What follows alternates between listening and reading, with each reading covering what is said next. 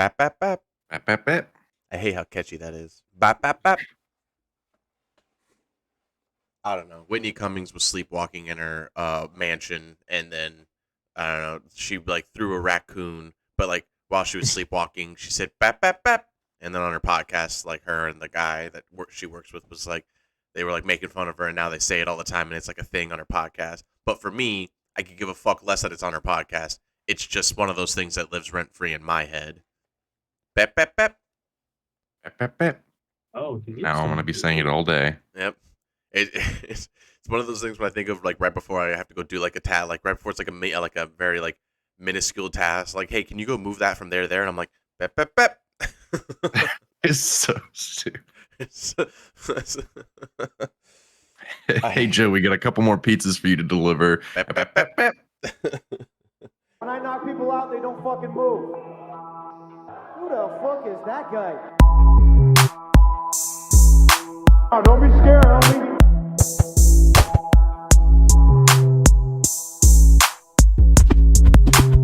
Welcome to Throwing Hands. You're playing touch butt with that dork in the park, the ponytail. My balls are hot. Well, the boys are back in town again. Joe was out last week with the sickle cell. Sickies. Yeah. So we missed a whole week of what was one of the greatest weeks in combat history, with Money in the Bank and Sean Strickland getting a dub and his UFC outing as well. So I mean, I'd like to just give. I mean, if we could just give shout outs to both of those things that happened. That was a great card that night. Unfortunately, I was watching that card from my phone, hanging my head off the side of a couch until I inevitably did that. And I came home to like lay down sick and watch the fights on my phone, and instead I just put on like a Planet Earth documentary on, and I just fell asleep. Like I just kept waking up being like, "Whoa, octopus! Whoa, that's a lot of crab." What's up with Planet Earth? Like all the Planet Earth documentaries nowadays, it's just like all like bugs and ocean life all the time, and then like it's what's gonna take over the earth, bro. you're not wrong. Yeah, they're preparing us. Bugs. They're trying to help us get a knowledge ahead of time about all the things that are gonna inevitably lead us to our doom or to our salvation. Salvation ain't a good thing. No, they say bugs are the future food. I'm like, bugs are the future food for y'all. I'll be dead. I'm going to unalive myself if that happens. Yeah. Mm. Yeah.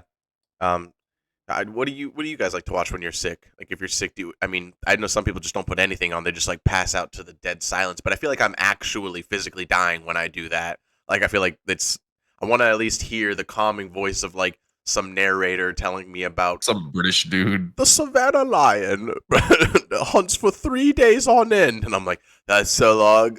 That's so long.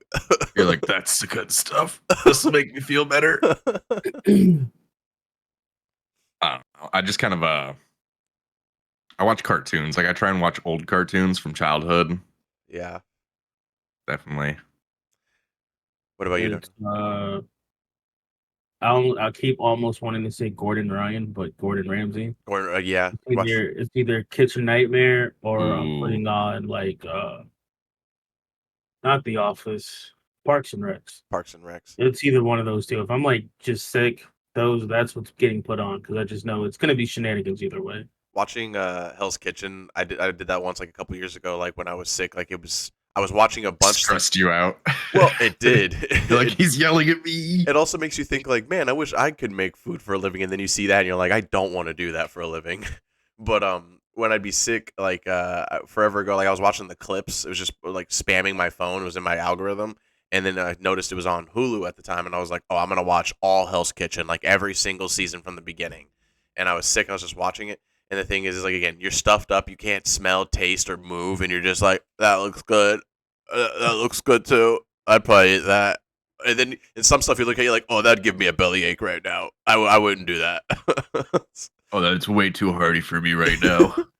I wish there was a way to when you're sick they should make a channel or like some type of like not a streaming service, but like a bundle on a streaming service, like called like At Home Sick, and then just make it like all the judge shows like Judge Judy, Judge Oh Mathis. yeah, Judge O'Brown. Yeah, and then make it and also get like you get like all Maury and Springer on there, all of those guys, and then you get like the Wheel of Fortune, you get like all of those shows just all in some big bundle and shit like that.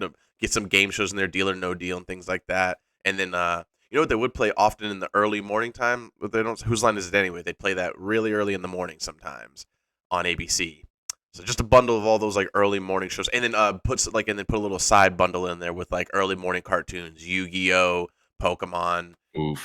Transformers, all that good stuff, and just like bundle it all into this Digimon. sick package. Yeah, Digimon. Oof. Yeah, that'd be now we're talking money. Get on it, Hulu. Get on it, Netflix. I'm looking at you. Somebody figure it out. Paramount, do something. Somebody. Come on, everybody poking at the Paramount app. Hey, do stuff. I mean, they got some good stuff on there. They got a lot of Everyone's classics. Yeah, every once in a while they got some stuff. Yeah, that's true. Yeah. But we're here to talk MMA, of course. Duh. And like I said, so 2 weeks ago, Money in the Bank happened. As you know here, like this is combat sports all around. We even talked the WWE shit, and we'll just glance over that a little bit just to say, first of all, Drew McIntyre's back. Shouts out the daddy, the Claymore. That shit's hype, bro. When he does that Claymore, there's the moves in WWE that are so dumb. Or like some of the biggest ones are countdown moves. When you count down, tuning up the van, you know, Shawn Michaels, Sweet Chin Music, like it's silly in the sense of like it makes people, even especially the non-believers, or you know the obvious non-believers, like go like, why would he wait for you to kick him? I'm like, I don't know, bro. I don't know. Can't he hear you making all that noise? Yeah, he can. I don't know. Just wait. The move's sick. Wait till it happens. Just wait. You'll see. It's dope. Claymore is dope because that guy put the he's given himself a concussion before with that. Crazy. Awesome. It's dangerous. Not like a Showtime kick. This is if you have a super kick in your arsenal and you're like an indie wrestler, dude, just drop that shit, dude. Everybody does a super kick. If your finishing move is a super kick, I'm supposed to believe that puts people down nowadays. Everybody does a super kick in their regular arsenal. I'm like, nah. Like, nah, I bro. just watched a guy jump off the top fucking rope, and you just kicked him. Yeah, I watched him elbow drop into a trash can from a ladder, and then you super kick him, and he's down. Okay, sure. Yep. All right. Yeah, you got to get rid of that.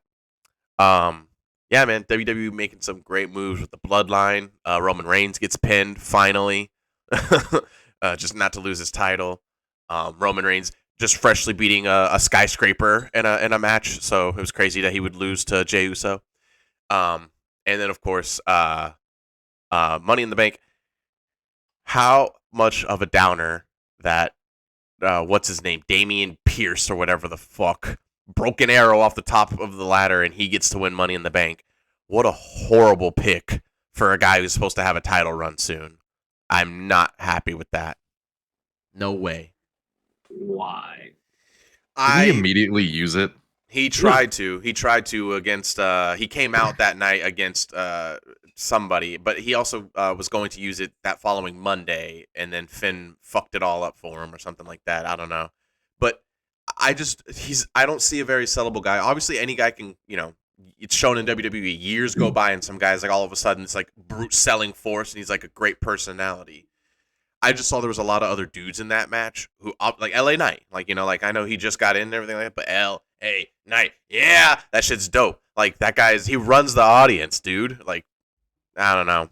I just feel like there was a lot better picks to have a title run. That guy's kind of boring, in my opinion. Am I wrong? I think and big guys, notably nowadays, I'm not saying they can't do the ring, they can't run the ring like everybody else, but it's like they choose not to. They're clunky. They're slow. They're always sluggish. They're always botching a move.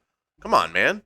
What happened to the days of Undertaker, Kane, Big Show, when they had control of that damn ring? They just don't make them like they used to. Simple as that. And, of course, also last week, Sean Strickland gets a dub finally again. Back in the winner's column in a devastating fashion. believe a submission. Am I wrong? No, he just beat the shit out of him. TKO. Yeah. TKO. That dude Submitted was him with his gassed in the words. first round.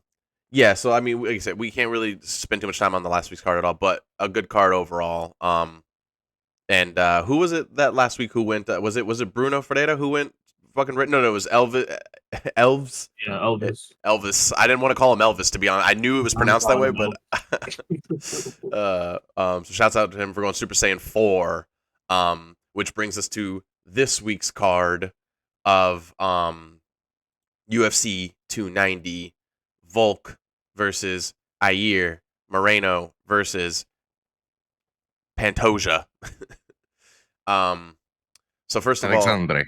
all, Alexandre. Wow, you're so spicy, Ian. Wow. So spicy. So first of all, since we're talking about Super Saiyan 4, Dan Hooker, shouts out to the man, gets a crazy split decision. Somehow, are the bonuses not given? They are. Somehow, I mean, not somehow. There was a crazy amount of awesome fights that night. Did not get performance or fight of the night or anything. I mean, how? My man broke bones for this. My man went full-blown Super Saiyan 4. Arm. Just a little... And also said, like, what was his quote? He was like, it's just a little cut. Just a little cut. Yeah. Turns out your fucking whole fucking forearm's broken. This whole card, UFC 290, I don't know how much time we're going to spend on it. It was so crazy. First of all, I like the little, this is what happens when you live with women, because Hooker was starting to get the Super Saiyan 4 hair, and Reese points over, she's like, that's Platinum 10 in his hair, and it really soaks up the red blood, and it's going to, like, basically just go into his hair color, and I was like, oh, so that's why some of the, and it's true, whenever you see a guy who gets, like, the red hair just, like, coated into his shit, they always have platinum white hair. It's Mark Hunt, Elvis, Dan Hooker. Name them. Put them up there. Mike Perry. I bet he had platinum white hair that day. Platinum Mike Perry. It would make sense. But enough about their platinum 10.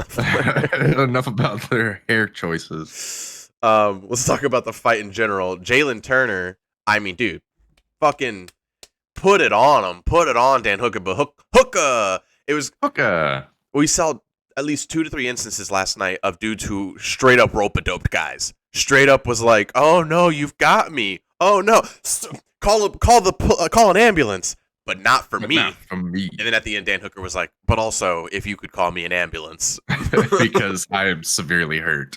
My shit broke." I wonder what round it broke in. Oof. It's hard to say what. I mean, I'm sure if you watch the fight over, you could be like, "That's the strike. That's the one right there that broke it." But really, it could have been him blocking any of the head kicks too that Jalen was throwing, or any of the kicks that Jalen was throwing, because Jalen was kicking. Those were fucking mean. Yeah, dude, Bo Nickel, the #1 highest favorite in betting odds in UFC history. It's like a match made in heaven for him to lose. It's almost too much hype behind this guy's name. And then what happens? Bo Nickel gets to the Octagon. They start immediately laughing because of how calm Bo looks. He's waving his arms. He looks like he doesn't even know where he's at. He looks like he doesn't even know what's going on around the hype around his name. He was like, I was just looking for the bathroom, and then they put the stuff on me and sent me into a cage, and I've been doing it ever since. It looked like he's like checking out the stadium. He's like, "Oh, those new rafters up there. I like that sign. That's a nice sign. I like what they're doing with the lighting over there." Hey, Mom. Fucking, and then Bo Nickel. I mean, hands for days. The piece up, the slide, just the quick little, boop, and then. The way he looked, Bo Nickel looked at him and be like, "Oh shit, that dropped you. All right." I mean, there's not too much to break down besides the fact of it was just clean, crisp, in and out striking, and then I mean, mauled him after that. It was easy. Val was on Dream Street, went down to his fucking hands. It's always the best. I like when guys get rocked down to their hands. It's always funny. It's like an anime. Oh no. Bo Nickel's like, he's stunned. Activate sequence of 36 punches that are going to KO this motherfucker right now. Ugh. That man's officially a bully. I mean, dude. Be sure. Lunch money with that first punch that rocked him. That's crazy. Yeah. Fuck. Val said, "I'm not going to give you my lunch money." He said, "That smack." Psst, what the fuck did you say? That that opening strike was just so ridiculous because it's like he like moved forward and then backward at the same time. It was quite bonkers looking to me because he like hit him and then like it was wild. Fuck. Yeah, I mean, look at those odds. Minus 2,100. Like Darnell said, if Val would have won and somebody put like a lot of money on Val, you would have been like, I'm not coming into work for the next couple weeks, doggy. Like, I'm taking a vacation. We're talking about all these fights, but we'd be remiss if we didn't bring up the ending, the amazing ending to Robbie Lawler's career. I mean, Robert Whittaker. What? No, Robbie Lawler. I'm just yeah. I was looking at the wrong guy. I see it. I see what you mean. They look completely different, but yeah, man. I mean, what a great way for Robbie to go out. Probably him and Donald Cerrone, probably the only two dudes who would go out with like a big knockout and be like, I should have done more. It's like, dude, thank you for made it last a little longer. It's like, thank you for what you did, bro. You just dirty boxed the shit out of Nico Price. Like, no, it was like a la Chris Weidman, Anderson Silva, when Chris just dirty boxed Anderson Silva the fuck up and put him down. Easy money. And I mean, Robbie, class act, all that. How are they going to try and make that man cry and play a whole montage of his career in front of him in that octagon afterwards? It was nice. It's the right thing to do. It is the right thing to do. It was nice. Look at all the stuff that you've done. We're gonna make you cry on TV. Robbie's like, God damn it! I'm not gonna cry. He was really holding back those tears, dude. He was trying. Robbie, he had a longer and harder fight against his own tears than he did against Nico Price. Yeah, dude. I'll even bring it up to Denise Gomez, who performance of the night gets that crazy rush knockout against undefeated Yasmin. Get a better last name. No, I'm sorry. I'm just shitting on it because I can't pronounce it. But still, I mean, what a crazy flash knockout in the beginning. You don't expect a lot. We talk about it a lot here. It's not that we hate the women fights. It's just that statistically they don't have a lot of flash, a lot of crazy knockouts, a lot of excitement. What a crazy knockout. That was awesome.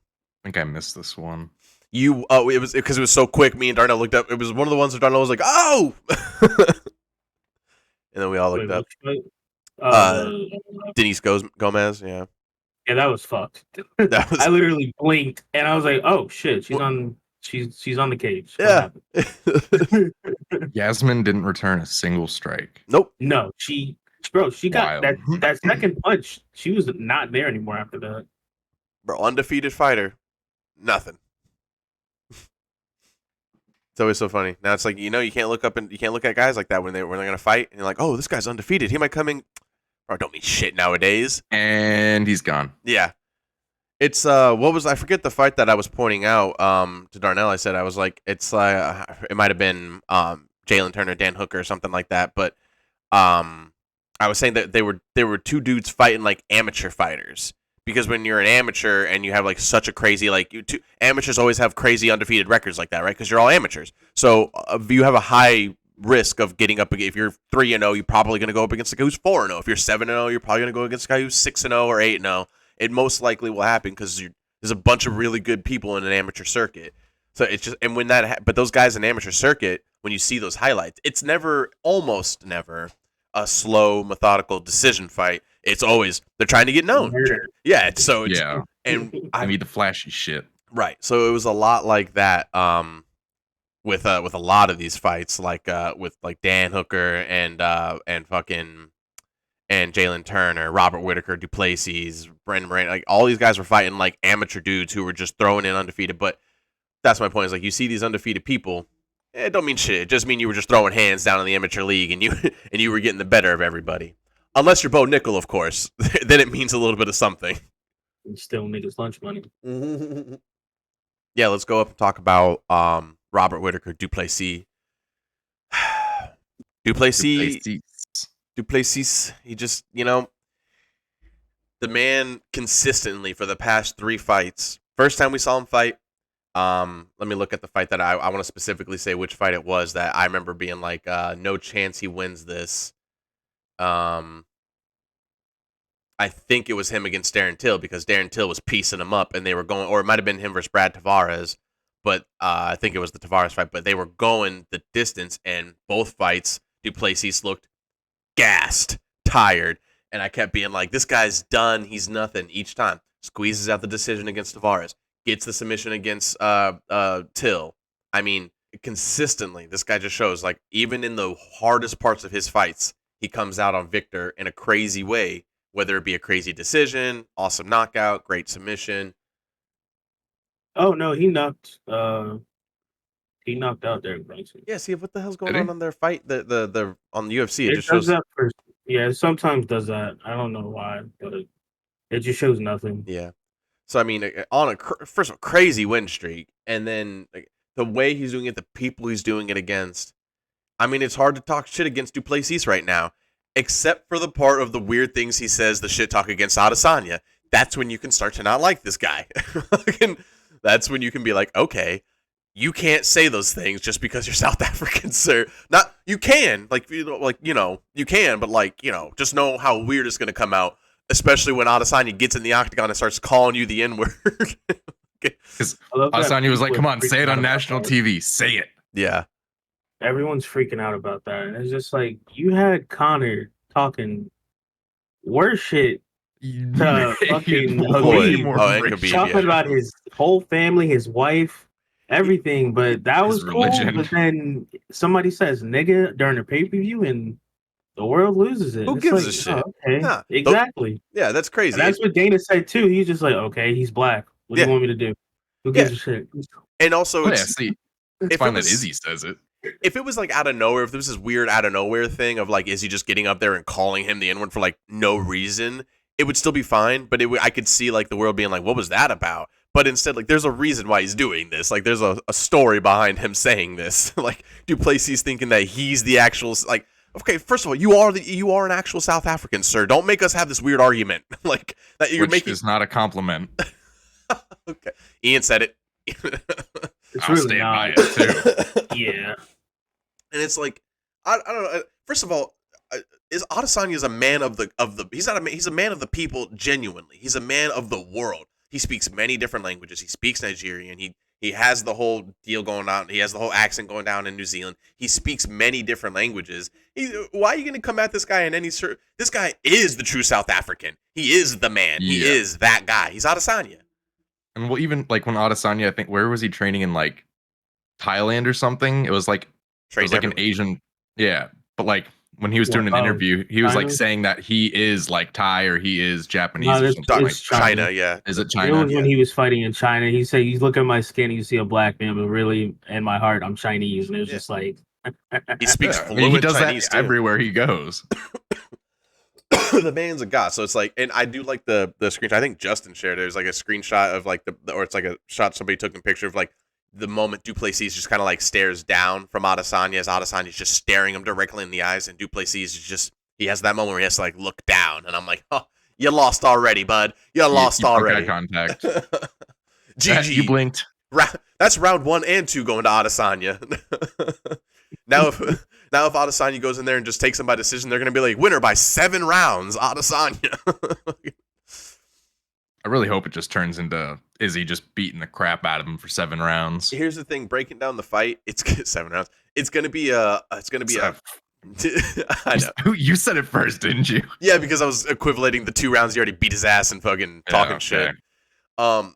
It's gonna be an extremely tough fight for Izzy though. Like, I'm not gonna say I'm not. Izzy's not gonna put it past him, and I'm not gonna put it past him. It's not easy at all. Like I said, Duplessis is a legit threat right now. He's long as shit. When he throws that straight right hand, he catches almost everybody with it. And I'm mad worried that that's going to catch Izzy. That's the only thing I'm worried that he has that's going to catch Izzy. Because it's not that Izzy's lazy. It's just that I think that, I don't know. He's obviously going to see it in his arsenal. He's going to train for it. And then the rush ability, too. This is nothing but Holocaust all over again. You're right. So you're right. Dang. Everyone was scared that he's gonna power punch him, and then he's just like, nice. You want to see these leg kicks? I'm looking at Duplessis' face right now. I'm just superimposing. Yep, that's Paulo Costa. Actually, I think they just changed bodies. I think that's just Paulo Costa. A little plastic surgery. Holy shit. Well, That transplant wasn't for nothing. I'm trying to. I'm gonna definitely go. I think we're all gonna say Izzy for that fight for sure. Sticking with the champ. Have to. Yeah. I wanted to go. Like I said, the champ already has his timeline put out. Beat Duplessis. If Pineda wins 205, go up to 205 and fight Pineda for the 205 title. If he loses to Pineda, then come back down and fight Whitaker. If he beats, either way, if he win or lose against Pineda, he wants to come back down and fight Whitaker one more time, and then he wants to retire. And I'm like, that's what's up. That's what's up. Nice. I'm sure there'll be like an extra fight or two in that, maybe, but especially if he loses, you got to think he's gonna have to try to come back for a title fight and all that stuff. So yeah, he's got to get past Jan. Yeah, that's like his main competition, honestly, at 205. Because every time someone comes from middleweight to go fight at 205, they're like, "Hey, here's Jan." He's Jan. Like, oh, okay, yeah, sure. Dead bodies. The only person who didn't die was Izzy. Blachowicz just like all balloon eyes, just gets out of a chair. Yes, you want me to fight? Of course. I fucking hate that. Moreno versus Pantoja. Pantoja, new flyweight champion of the world, new champion of a irrelevant division. Even more so now that they've lost their best champion in the division. Moreno not only kept the Mexican pride, but also, I mean, everybody loved Brandon Moreno, mixing up their fucking names. It happens. I think Pantoja very obviously, it happens, very like clearly won the fight. I mean, there's no ifs, ands, or buts about this decision. It was a crazy fight, though. Crazy fight. I think anybody could obviously kind of give like a casual upset feeling and say like, well, Pantoja just held him down. He held him up against the cage, very much so. But I mean, those takedowns equivalent to points, and Moreno just didn't do enough damage standing up. I mean, he definitely did, but those. Yeah. I can't even remember how many takedowns, but it was quite a lot for Pantoja. So you don't like to see it, but you have to accept it. Exactly. Yeah. So I mean, like, here's the thing with this. All it means is Brandon Moreno's. I mean, I don't know. They've fought. I didn't, like I said, when we were watching, I didn't know they already fought twice. 2 previous times, yeah. And Moreno lost to him twice. So this was a silly fight to make, in my opinion. But it was apparently the fight to make. And is it going to be the fight to make for a rematch? I say no. I say absolutely fucking not. It's a different story with Adesanya and Pereira because it's different organizations, and also one fight, as everybody says, was very sus. Some people say Izzy should have won one of the fights, but we have 2 UFC fights where Moreno and Pantoja have fought, and Pantoja beats him 3 times now, and once for a title. So I think Moreno has to fight somebody else in order to come up and fight Pantoja, or give Pantoja some time to lose to somebody. Yeah, that makes sense. Like, not the immediate fucking rematch. But I'm sure that's what Brandon wants. I was gonna say, let me make my point clear that that's all I want. I want Moreno to get right back in there and get the title fight again. But I don't know if they notice that they've set themselves up for that, or maybe they see something to do that we're not seeing that's going to be exciting for the division. But I think they fucked themselves. I think they just put themselves in a corner with this. They definitely put themselves in a loop. Because it's just going to be... Could just go who's next down the line. Well, who's next down the line? That's going to make it exciting. That's going to really push out a great title fight. I could see them... Oh, that doesn't matter anymore, because this is the same shit that happened to DJ. What do you mean? Where he was beating everybody to the point where, like, it didn't matter who was going. Like, I think he fought John Dodson twice, and the second fight was, like, much worse. And then after that, he fought Yamaguchi, and that fight was... That literally came down to a last-second, 5th-round fucking armbar. And after that, it was just like, I think he fought Ray Borg, and it's just like, it doesn't matter who he fights or who fights next. It's just whoever's next in line, because we literally don't want another Brandon Moreno and Davidson Figueroa situation again, where it's the same 2 people just fighting each other. That's like Chuck and Tito. We're definitely learning. Like, all right, we're kind of done with this. Let's go to the next. 1 and 2 is good. But we're learning. I think we've had so many good, like, 3, like, rubber matches, like good rubber matches that like went like really, really well and were exciting the whole time. That anytime it's available, UFC's like, we got to make it happen. We got to make the 3 fights happen. And no, you're right. We definitely don't want that. But looking at the rankings for flyweight, I mean, realistically, of course, like Amir Albazi or Figueiredo would be the guys to make the fight. Unfortunately, they'd be the next 2 in line. but like the people you would want to see fight for a title, like maybe Kai Kara France, Perez. I mean, maybe some guys that would be again exciting to see. You know what I mean? Somebody maybe you haven't seen fight for the title before, but they're too low down in the rankings. So yeah, you just have Amir fight Pantoja, and then see what the fuck happens there. Brandon could fight Brandon Royval. Yeah. Well, Figueiredo's going to want to try and fight him because he already beat. He's already going to 135. Pantoja. Is he really? He's going to 135. He's fighting Dominic. He's never going back to 125 again. He can't make the weight. He got sick his last fight, which he was supposed to go back down to 125 again, and then he got sick and he couldn't cut weight. And they're like, "Yeah, no, not anymore, bro. You're done here." Is that a good move for Figueiredo going up to 135? I'm looking at the 135 division right now. I don't see him standing a fucking chance within the top 5. Peter Yan, Corey Sandhagen, Henry Cejudo, Sean O'Malley, Merab, and then of course Sterling, who's going up. But still, I mean, you got Umar laying down in the rankings at number 11. I mean, he's fighting Corey, and he might beat Corey. And I mean, maybe. That does make sense. I was about to get hyped, but that does make sense for ranking wise. But I mean, I don't know. I wouldn't put it past Corey. Corey could fuck up Davison Figueiredo. We'll see. I mean, you know, that makes it more exciting for a bantamweight to have one guy from flyweight jump into the bantamweight division. I'm more excited now for bantamweight than I am for the flyweight division. But new champ means new exciting things. Let's see what happens. Volk versus Yair. Holy shit. Oof. Holy shit. I mean, can I say something? That this is the first last fight I watched Volk was obviously him versus fucking Islam.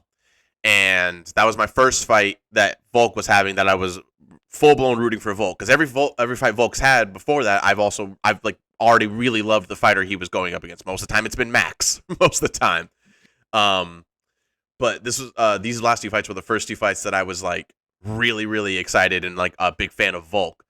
And it's a great feeling because Volk is one of these fighters, and one day it's gonna go away. But Volk is one of these fighters that if he's not the fighter you're rooting for, he never looks like he's in trouble ever. No matter what the other fighter does, Max Holloway would piece him up with a good 2-piece in a soda. Somebody would roundhouse kick him. Islam takes him down and gets on his back. Every time Volk's just like, this is boring to me. I wish I could destroy you right now. I'm about to destroy you the second I get my hands on you. And as an other person, you're like, fuck, why isn't this working? This beats everybody else. Why isn't it working? Worked on 8 other people. To see Volk, even though he lost against Islam, to see Volk against Yair, you're just kicking the shit out of Volk, getting him with some good pieces. As a Yair fan, you'd be like, why isn't he going down? Why isn't he flinching? What's happening? These kicks would kill a normal man.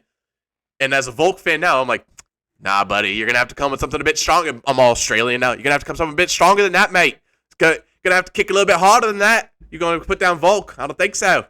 He's had his morning beers. His good old coffee. He's had his morning Fosters. Dude, Volk is an absolute monster. He is the Darth Vader of the UFC. Oof. Behind every great John Jones is a Volkanovski. Just looking menacing looking. So breaking it down, basically Yair, kick. Just kicking Alexander every chance he has. Fucking Volkanovski easily, almost, I wouldn't say super easily taking him down in the beginning, but definitely pumping out the takedowns, pumping out the takedown attempts, changing levels on him, giving him something to think about. Then, third round comes. Again, this is the second rope-a-dope situation where Volk's output has been pretty good. It's been really good, He's definitely defended well. His takedown output's good. You're like, he could be doing more. This is weird. And he says it in the interview. It's just like he knew he was checked the whole time. The whole time he was just checking. He was just like, okay, you're doing this, you're doing that. When I do this, you do that. Okay, and you just keep repeating your fucking moves, and boom, that right hand that he just. I mean, when you see the replay, you see how like Volk like takes a couple steps back. That means he just he didn't have to like put precision or like technique behind it. He won just a uncle's punch, just a grown dad's punch, just fuck you, boy, and just Yair would. Yo, It was the craziest thing I had seen in a featherweight fight before. It was so, and then just the mauling, and then the scoop up dump a la DC. It was beautiful. I'd never seen and it was just Volk telling everybody, "Oh yeah, I knew the whole time. I was gonna do that. The second when I changed my stance, he was going like that, and I just knew I could just unload on that hit." And I was like, "Wow, you're so good. Wow, you're so smart." Monster. He is. Whew. I got goosebumps right now thinking about it. I got to rewatch that fight later. That was a good fight. Alexander Volkanovski, the Great. The Great. Dude, when they flashed to the Australians celebrating, it was like guys who had like crushed beers in their hands. They were so excited. You're like, fuck yeah. As me and Darnell pointed out, I'm like, it's like 9 a.m. over there right now. It's like, and they're getting trashed. They're like, yeah, mate, Volkanovski, he's number 1. We got a drink. It's an event. We have a champ. Oh shit! Oh wait, no, it was Sunday for them. I was gonna say it was fucking Monday morning, and they're getting fucked up. But no, hell yeah. Yeah, it's true. True. Fair enough. Yeah, Sunday morning beers to to watch their champ. Oh man. Great. And then everything after that was shut down. Yeah, right. Because everyone was too trash to go to work. Yeah, all I want to say before we move on is just a big thanks to Robbie Lawler. I know he's never going to watch this, but just in general, I just want to thanks to Robbie Lawler. I mean, fucking every single time you got put on a card, you just gave excitement every single time. And then also, you know, I love you so much, even though you fucking put down Nick Diaz. You know, the disrespect. You don't do that to Nick Diaz, but still, even so, fan favorite. Super entertaining. You will be missed. We make it sound like he's dead. He's dead to us. Next You week, think they're gonna put him in the Hall of Fame? of course. He's already in the Hall of Fame. Is he? He got put in the day before. Well, he's in there for a fight. I mean, but him as a fighter, he's not in the Hall of Fame. What a downslide of excitement for the next week's fights. Now, granted, Holly Holm headlining against Bueno Silva, Maria.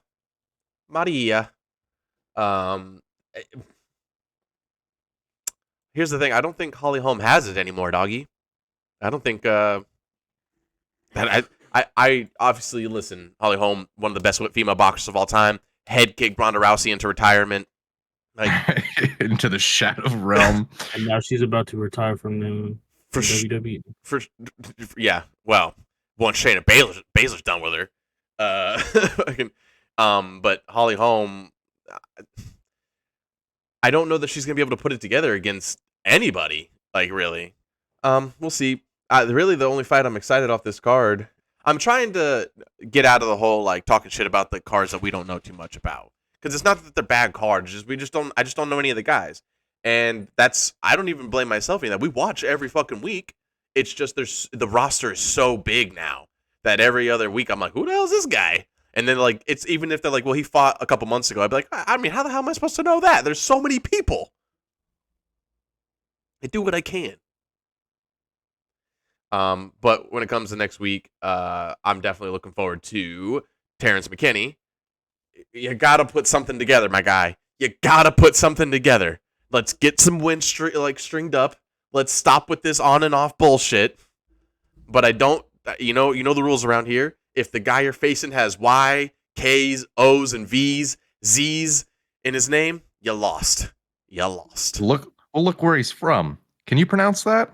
I've never even heard of that country. That's one of those you got to do like a 40x zoom on Google Map. You got to really zoom in on some blank water spot, and then you'll see a piece of land, and you'll go, oh, that's where he's at. Yeah, he's off on an island where like one of the Stitch experiments are somewhere. That's where he trains at. He is one of them. He's one of Janumba's fucking experiments.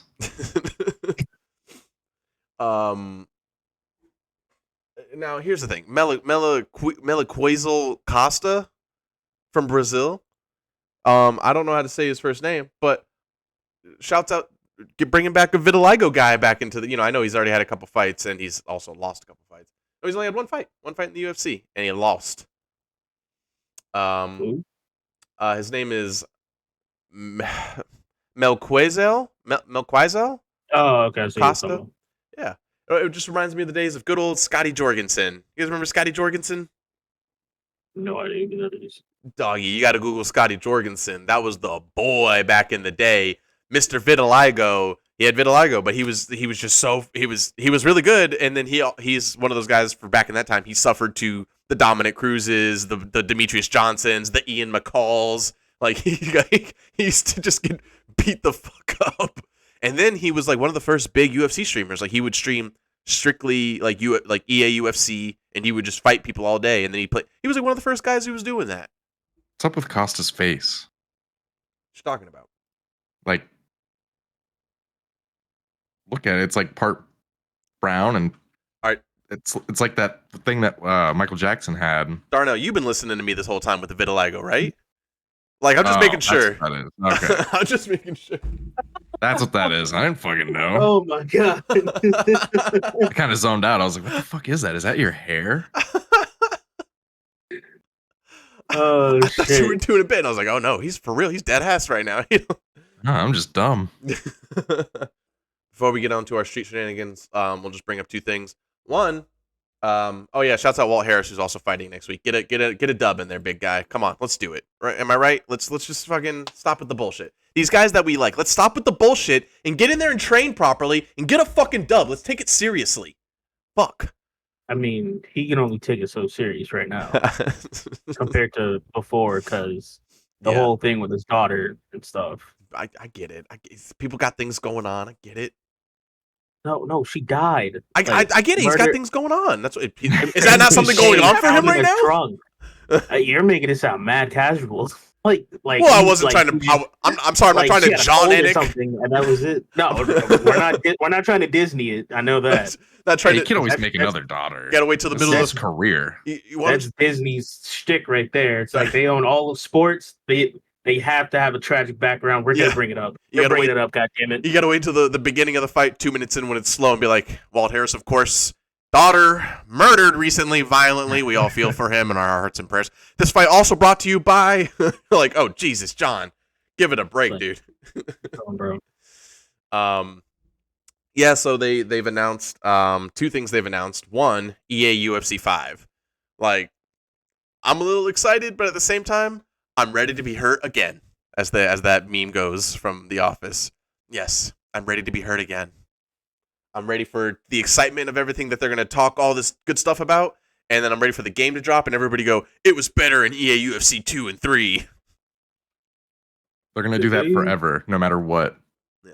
Did they say who's on the cover? No, the only way they announced it on the Facebook, the UFC Facebook, and then with EAA, and then they did the cinematic of like EA UFC 5 in September. I think they said is like the official announcement. So, who do you think will be on the cover? I bet. They've already done Izzy and Masvidal, Masvidal was a mistake. They've already done Jones, Volk. They're gonna put Volk on the cover, 100%. You got to. He's pound for pound. Just to piss everyone off, put Bo Nickel. Bo Nickel. My man only has 2 fights and he gets the cover. I can see them doing that. A little bit. I can see them doing that. If all it takes is like Bo Nickel to hang out with Dana for like 1 week, like off and on, and then Dana would be like, I think we should put you on the cover, dude. I think that'd be great. That man was in the game before his first fight. That's crazy. In the UFC. And on top of that, there were other fighters. Kevin Holland wasn't even in the game yet, and he'd been fighting longer. Much longer than he was in the UFC. And they were just like, yeah, put Bo in. Put Bo in there. It's just like, what the fuck? Why? Well, have you seen the guy? Even that young kid at what is he? I think he's at bantamweight. Raul. Oh, Raul, yeah. Yeah, he was in the game already. And I was like, nigga, he's what? What do you mean? They're like, it's great. Isn't it great? Yeah, they were doing some wild shit for a good minute. I would say, you know what you're making me think, though? Like, I would say if you don't put Volk, it would be cool to have like a, I don't know, this might be silly thinking, but it would be kind of cool to have like a couple of like the big like the young stud like Raul and Bo and like a couple other like really young studs right now, like put them on the cover. Like That'd some of cool. the up and comers. Hold on. They're just now putting Jack Della in the game as of No 2 way. days ago. No way. As of 2 days ago, he's just now put in the game. Oh my god. Jesus Christ, that's crazy, bro. Bo Nickel. I mean, I guess this is why they're making a 5th game, because it's just like we might as well make a new one. Yeah, for sure. I think like before, like the old EA UFCs, like the roster updates were like every other like month or so. Now they have to update that roster like almost every other week because it's just damn near people blowing up. Yeah, dropping people too. They're always dropping people too. But I don't think they take them from the game when they drop UFC fighters. I don't think. Like I think think you could still fight as Yoel Romero in the game. I'm pretty sure.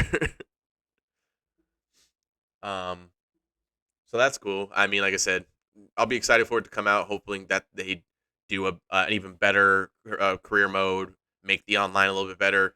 You just want them to get that wrestling and jiu-jitsu in the game to just an easy mode. You know what I mean? Like all this crazy like intricate ways they try to make the grappling in the game. Stop all that shit. Make it simple again, so we don't have to just stand and bang all the time. And then John Jones Stipe officially announced by Dana for November 11th in the fall. Madison Square Garden. Madison MSG, MGS, whatever. Metal Gear Solid. Best game in franchise in the world. John Jones versus Snake in Metal Gear Solid. Yeah, I mean, we've talked about this kind of fight before, but now, now that it's official, Jones, I mean, Stipe stands a chance of, here's where he does stand a chance, and it's why he also doesn't. He stands a chance of clipping Jones coming in, but Jones rarely ever pushes hard forward in. Jones pushes he takes big steps at you and like switches stances when he like comes in. So, and either way, he can generate power with that. So he's never gonna like run in at you unless you're completely wobbled. So yeah, the last time he did anything nutty was the fight he got the belt with.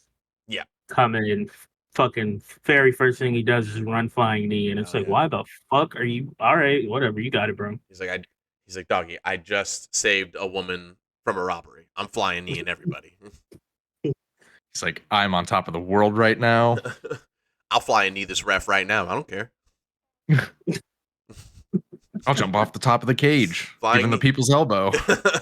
Hurricane Rana from the top of the cage. I don't give a shit. All right. Let's start with some street shenanigans. Just a few today. While Ian brings those up, I'll get started by letting you guys know that, first of all, I'll take this time to say, follow us all on our social medias. Follow Darnell Snuggy Blanks _. Go to TikTok, follow him there, where you can see his clips from when he streams, or when he's not streaming, when he's just recording. And then you can follow him on Twitch as well. You can see him stream there, all the same name. And then you can follow our social medias as well, SuperSour JIR, where you can see Ian with us on most of the stuff in there too. And you can follow us on Twitch, twitch.tv/SuperSourGames, where Ian is also there for the most part too. So when you follow us, you follow Ian. If you need updates on Ian, that's the best place to get them. And then if you wanted to follow him directly, you can just you'll get the things from there too. You'll figure it out. Ian, you want to tell them the most important thing about what we're about to do here? What is that? Everybody's fine, and YouTube doesn't have to worry about it. Correct. Yeah, they're fine. YouTube, it's all okay.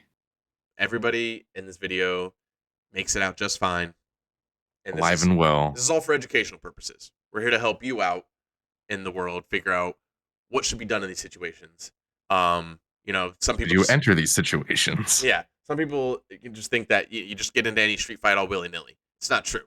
And if you do, we're here to let you know where these people went wrong or went right, and hopefully it'll help you out later on down the road. Most importantly, just learn jiu-jitsu, or go get a concealed carry. So let's see what happens when you interrupt essentially a fighting ceremony. Whatever the hell this is. Some sort of sport. I think it is. It says it in the description. Okay, you don't play. Well, yeah, like as if I know what the fuck that game is. Calcio Storico. Traditional sport was formed centuries ago in Italy. Ooh, a mixture of rugby, fighting, and grappling. Interesting. I'd play this. It's like, is this guy even? Boom.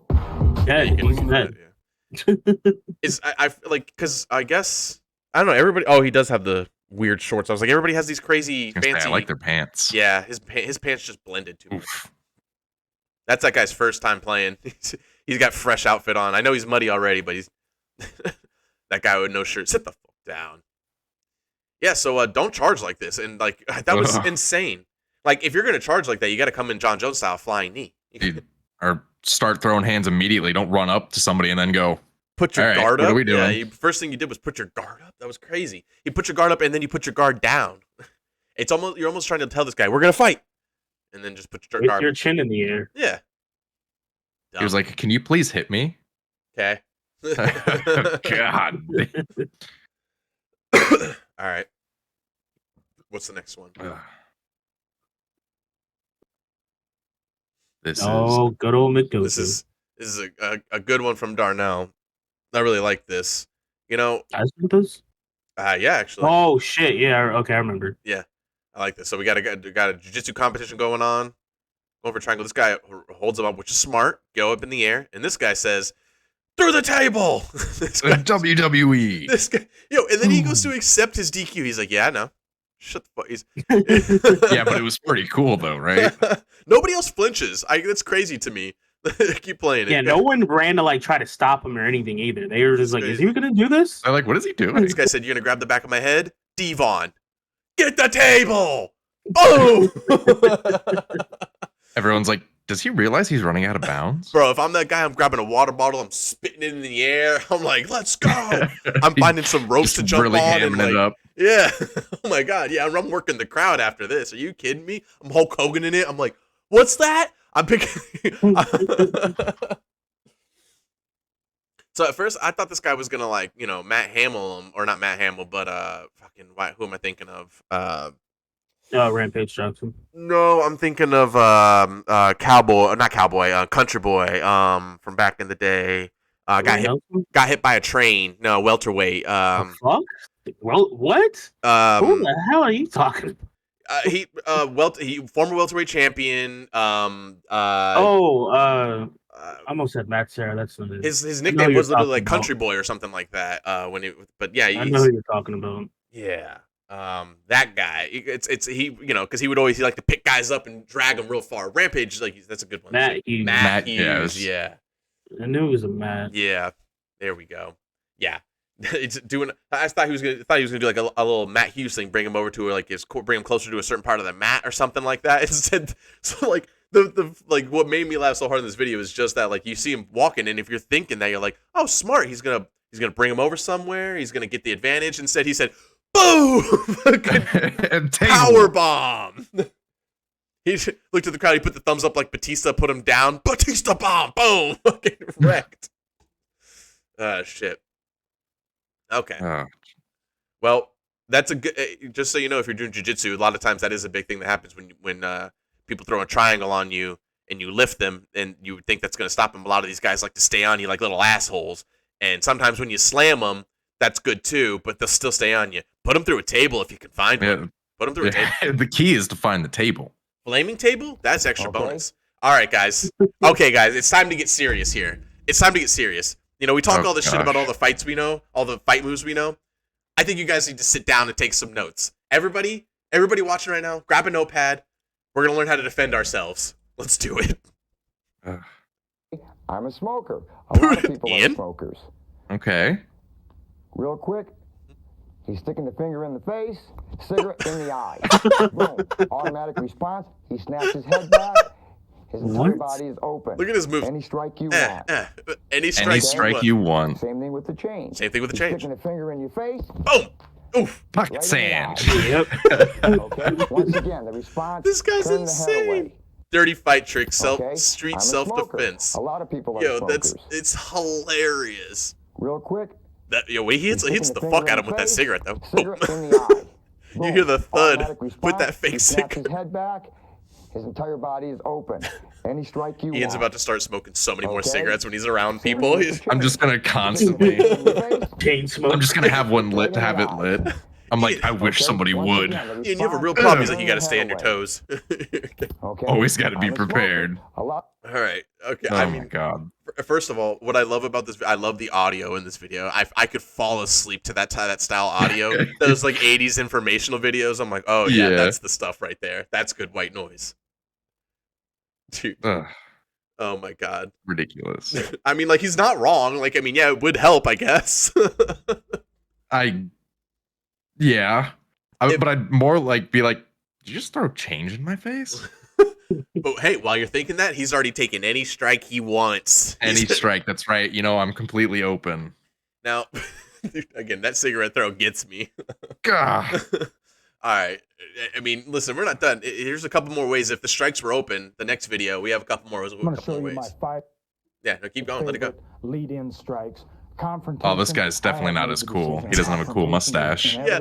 I don't trust him to help me with street defense. Before it gets out of hand, these are my 5 personal favorites. Okay. First one, hand like a palm to the face. Oh, take that! Fighting an old-timey boxer. Okay. Palm strike to the face. These fingers I'm gonna don't give him like that. Somebody with your fingers straight. No, you don't want to give him the Three Stooges. Fingers jammed in baseball and stuff. He's got microphones in his hand. What the fuck was that? Strike to the face. Number 2, web hand strike to the throat. Boom. Web hand strike. Hit there, bounce off the chest. I'm taking these notes down. Number 3 is use of the shin to the groin. Boom, lift up. Point your toes and lift up. Okay. Number 4, take your shoe off and hit him in the head. Thumb level strike to the thigh for debilitating one side. Boom, like this. What? To there. Okay? Debilitating. Number 5 is hair technique, here and down. I'm going to show you my 5 favorite. Yo, he definitely is a black belt in Dragon Claw. Yeah, for sure. Everything is just full hand. Go ahead and mute it while it plays. This guy doesn't do Krav Maga. He teaches Krav Maga, this guy.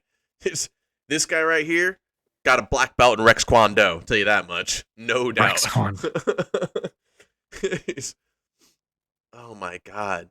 I mean, like, there's people who, you gotta think, there's people who have watched this and been like, okay. Thumb. There's people who've watched this and went, thumb straight to the throat. So there's people who went home and was like, babe, come here, I want to try something on you. Stab right in the fucking eyes. There's guys who went home and told their wives, now, honey, if you're going to protect yourself, you're going to come at them with the claw. You're going to come at them. It don't matter if you get their eyes, you'll break them on out. Go ahead. You won't get them with the hair pull from the top of the head. What the fuck? Full lessons on his YouTube page. Dude. We're going to have to follow up on this guy's YouTube page and get some more notes for the next few episodes. Well, I hope you guys took notes. I hope you guys, now you know for next time. All that shit you've been seeing us with the throw a hook, follow with the uppercut, any of the 1, 2, 3, 4, any of the protect yourself jiu-jitsu, none of that shit. You don't need none of this. Dragon Claw to the face. Them in the face. That's all you need. Right here. These bad boys. These 2 lethal weapons right here. Well, we've caught up on everything. Look at that. We can skip a week. It's no big deal. We caught it all up in 1 hour. Look at that. Thanks everybody for sticking with Throwing Hands and getting us out there. Please continue to subscribe, like, Ian.